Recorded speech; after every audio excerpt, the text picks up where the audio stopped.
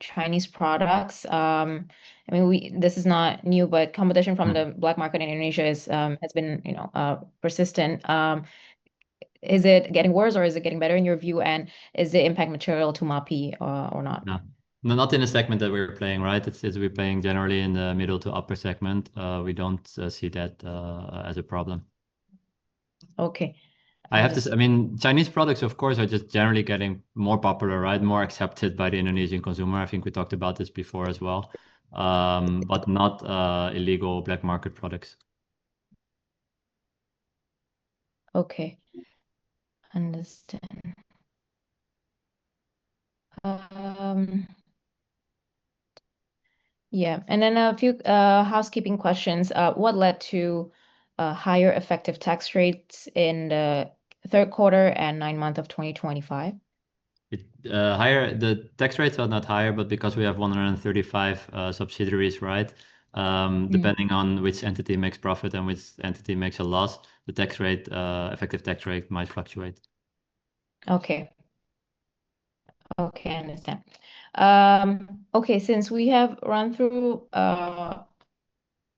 most of the questions or all of the questions already, we would like to open the Q&A session to anyone who wants to raise their hand and ask directly to Miguel and Borati. You can do so. Just click the raise hand button on the Zoom screen. Okay. Yep, we have a first question from Heap. You may unmute yourself. Hi. Thanks for taking my question and congratulations on the good result in third Q. Just one question, how Starbucks trending in fourth Q? Do you see the positive momentum continue? And then in terms of profitability, when do you think it's gonna turn? Thank you. So definitely, the positive trend that you saw in the third quarter is continuing. So the like-for-like in MBA, of course, is primarily driven by Starbucks. In that sense that we've mentioned a couple of times before already, right? This is on a very low base. So we do expect like-for-like in the fourth quarter as well to be positive for Starbucks specifically and food and beverage overall. When do we get back to profitability? I think that's something that it's hard for us to guide on right now. We are just seeing the first quarter of positive momentum. And now really we need to start working on, like I said before, right, getting those customers back into our stores. And if I may, maybe a question on iPhones. Obviously the ban is lifted now, which is good, but then Yes. having two launches, basically, 16 in second quarter, third quarter, and now Yes. 17 in fourth quarter. Does it impact the initial demand you are seeing for 17 so far? I think it impacted more the demand for 16 by then actually. 17 actually the reception has been quite good. But 1 + 1 is not 2. That's for sure. So in that sense, of course, we would rather have the iPhone 16 launch in October as well of last year. Yeah.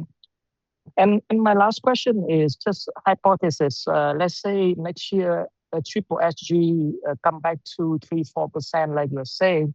Shall we expect that, and given all the efficiency you are doing, inventory better, shall we expect that margin gonna improve next year if we get that triple SG?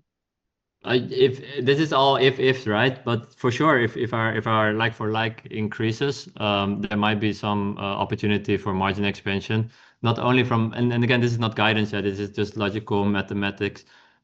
In terms of our growth, not only from our operating expenses perspective, but also in terms of our gross margin. Like I said, we were a little bit higher in terms of our inventory levels than we would like it to be, right, in 2025 overall, because demand has been a little bit lower than we would have liked it to be throughout the year. We didn't budget for flat like-for-like. So if gross margins can improve a little bit, if operating leverage is there, yeah, I would expect operating margins to expand. Thank you very much. Okay. Our next question comes from Karim Aksai. Please unmute yourself. Hi, thanks for taking my question. I had a question on Mappa for Miguel. Miguel, just maybe bigger picture. Mm. If we go back to kind of 22, 23, Mm. Mappa had much higher EBIT margins. Yes. And then, since then there's been kind of two trends. Indonesia's been weaker, but then Mm. also the percentage of sales from the overseas segment has been growing Correct. pretty rapidly. Yeah. I was wondering if you could help me think about those two items. Mm. Maybe like as I look at the overseas segment, what is the EBIT margin of that segment overall? To Mm. any sense you can quantify it, or maybe year to date? And then, obviously it's improving and you talked about the consolidation, but where could that EBIT margin Mm. go over the next couple of years, or can it ever converge? Or Mm. I was wondering if you could talk about that big Right. picture and then maybe what that can mean for the group EBIT margins, kind of those two trends playing out, Indonesia recovering and maybe the overseas segment kind of normalizing as it gets Yeah. larger, gets scale. No, so I think maybe to start with your last question first, where can it go, right? Indonesia right now is somewhere in the mid-teens. Overseas is definitely not there yet. We're only barely profitable actually in the overseas market if you combine it. But we will never get to Indonesian levels. I think certain countries, for sure, for in terms of MAP active, right? Certain countries for sure will get closer to where Indonesia is, but other countries will never get there.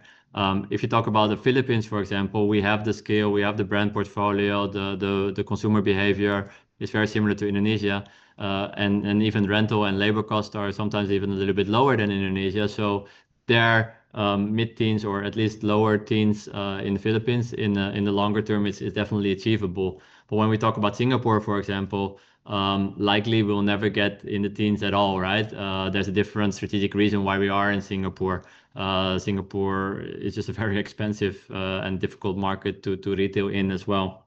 So to your question, we will likely on the consolidated basis, if you just consolidated meaning if you just look at all overseas markets together, will not be at the level that Indonesia is at, and hence on MAP actives consolidated basis as well, you will not see operating margins at the same levels as you saw in 2022 and 2022 specifically, right? And 23 when it was very high because the international portion has grown quite significantly. So that's one.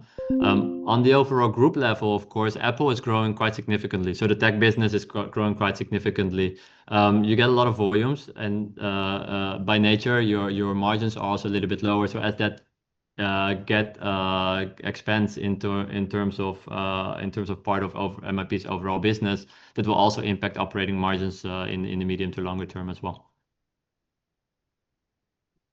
Okay, maybe I'll try and maybe sneak one kind of follow-up in there. Sure. So this year, the EBIT margin guidance was kind of flat year over year. Yes. And I think previously you talked about 13 to 14% for Mappa. Does that 13 to assume 14. maturity of No. that international segment, or do you think you won't get back to 16%, but I mean, when it's mature, where Yeah. could the group EBIT margins be for Mappa? Or yeah. Sorry, when you talk about group, you talk about Mapa. Yeah, sorry, I'm referring Oh to yeah, I'm the sorry. I'm MAP. talking. Yeah, I was just I talking think about it's Mappa. Yeah. Mapa first. Oh, Okay, okay. you're just talking about Mapa, Mapa. right? Okay, sorry about that. So I think 13-14% is not in line with the guidance that we've given this year, I believe, Burati, right? It should Yeah, be it's around 12. Last year 12 it to was 13%. 12.5. Yeah, Yeah. 12, 13%. Yeah, we want Yeah. to Yeah. have a similar. Yes. So when you talk about where we see growth of operating margins going forward, right? International, of course, like I said before, is not where we would like it to be. And those operating margins will expand as we go forward and get just better at execution in the overseas markets, right?